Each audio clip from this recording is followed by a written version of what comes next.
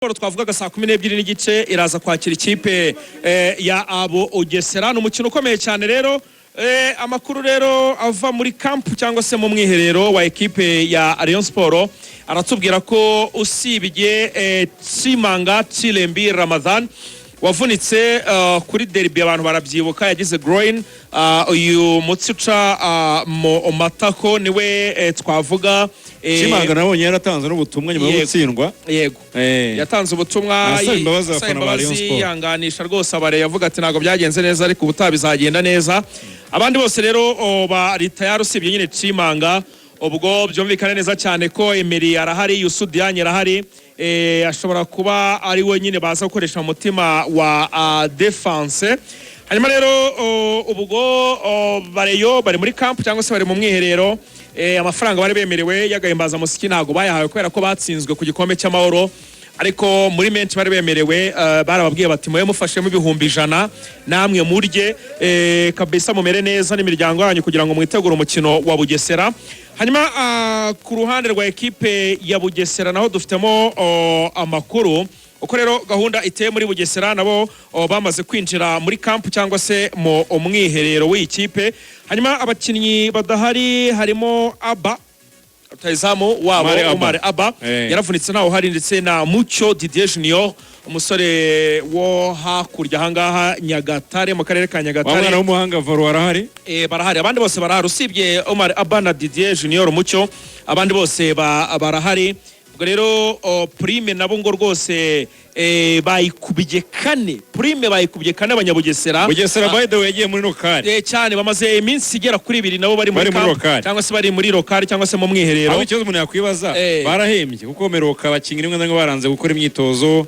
baraganirizwa harimo amishara batarahembwa ngira ikigaragara cyo gukubirwa kane na murare nyine bafite muri lokale no kwemera kwijyamo no kwemera gukomeza gukora imyitozo bye byose hari message bafite y'ubuyobozi bw'akarere ubwo rero nuko bimeze ubwo ikiza gukomeza uyu mukino bareyo rero nta kindi mugiye gukina munsi wa 33 mufite amanota 52 muranganya na Kiyovu 52 rero irashaka gutsinda umukino ikagira 55 hanyuma ikazaza gukina n'ikipe ya Kiyovu rwose isabwa inota rimwe kugira ngo yegukane umwanya wa kabiri uzayemerera gukina imikino ya CAF Confederations Cup ariko ubwo ikosa ryari ryose rero yasitaramo rwose yakora imbere ya ekipe ya Bugesera ntago byazayorohera kuko Bugesera akwizigira icyo iharanira n'impamvu ngo yagiye muri lokale amakuru yaje kujya hanze Rwanda Premier League urabizi ko izahemba amakipe 8 Bugesera ngirashaka umwanya wa 6 miliyoni 20 ngirazishaka ikipe ya Bugesera irashaka miliyoni 20 igashaka umwanya wa 6 ariko ni ya 10 urumva Bugesera ni ya 10 ifite 41 hanyuma iya 8 ariyo Musanze rero rusha 2 Musanze ifite 43 yego wango Bugesera ni ikipe itajya yorohera Rayon Sport ni ikipe itajya yorohera Rayon Sport biturutse ku mateka y'umutoza Kamarade ngira ngo Kamarade urabizi ko yahawe ikipe ya Bugesera abantu benshi batabyumva kimwe ubuyobozi bw'akarere nibwo bwasunitse baravuga buti uyu mutoza kwaduhenze kandi akaba yaduha umusaruro kuki atari muha akazi so abashaka rero gukonfirma ku grand rendez-vous nibwo agaragaza ubushongore n'ubukakabwe ngira ngo urabizi ko APR muri Fazale yanganyije na Bugesera ibitego 2-2 ikipe ya Bugesera irashaka uwo mwanya ariko ni n'uburyo bwo kugira ngo Kamarade yongere yiheshe andi masezerano kuko gutsinda grand rendez-vous no gusubiza icyubahiro ikipe ya Bugesera Football Club ndetse no kongera kwiyamahirwe kuri Kamarade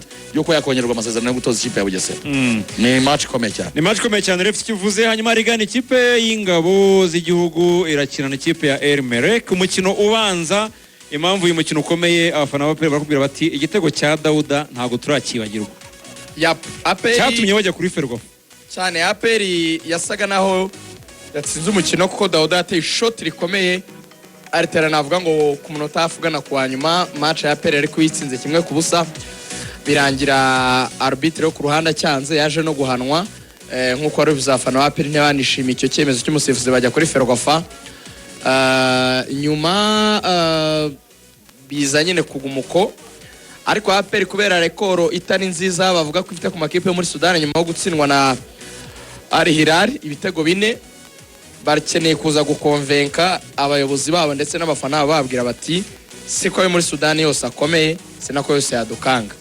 El Merreikh rero bakeneye kwitsinda, indi mpamvu nubwo batwaye igikombe bagomba kwitsinda babikeneye nuko umutoza wayitozaga watozaga APR ari muri iyi kipe nubwo yarashaka kuba adahari kuko wenda bo mari muri Sudani nabibonye barayisigiye ngira ngo umutoza wungirije. Ikindi nuko abakinnyi bakomeye bayo bagiye, abakinnyi bahari APR idashoboye kubatsinda nawe yabifite ikibazo. So ndatekereza ko APR ifite imbaraga zihagije zo kuba yatsinda ikipe ya kabiri ya Merreikh. Byitezwe ko ariko byakagenze, keretse babaye barasinze intsinzi ya Rayon baranabivuyemo wenda bati twatwaye igikombe wenda nabo bakoroshya match, ariko ubundi yarenye 11 bayo beza yagatsinze uyu mukino.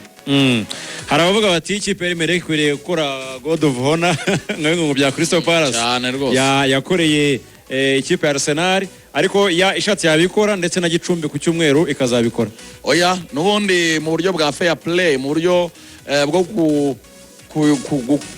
kubaha ihame ry'umupira, nta mpamvu yuko El Merreikh itakora God of Honor. Irayikorera nde? Ikorera APR. Ninde uri imbere y'undi? Na APR iri imbere. Oya ibintu byaje mu mpero w'Ikigali byateje Rwaserera. Mureke kugora. Barakorera God of Honor umuntu bari imbere yabo. Ntabwo bishoboka. Oya we nabaye wa mbere mu ishuri inyuma ya APR. El Merreikh iri inyuma ya APR. Yaje nyuma ya APR. Igomba kuyikora God of Honor. APR ifite 33. Yakora God of Honor rero gukora. Ahubwo ari Hilal ni itakora God of Honor. Irabitegetswe. Itayikora ni ya mbere ari Hilal, ubwo APR ya kabiri ndera ya gatatu irabitegetswe. Ariko turabanza tumenye muri match ya Hilal na El Merreikh yerutse kuba banganyije kimwe. El Merreikh yakoze God of Honor. Nacyo nicyo kwiba. Irwana n'ikize ko shampiyona abiri muri Sudan. Kandi ari Hilal yaratwaye igikombe. Yaratwaye igikombe. Ibintu bya God of Honor tiwe Gicumbi rero. Ubwo birajya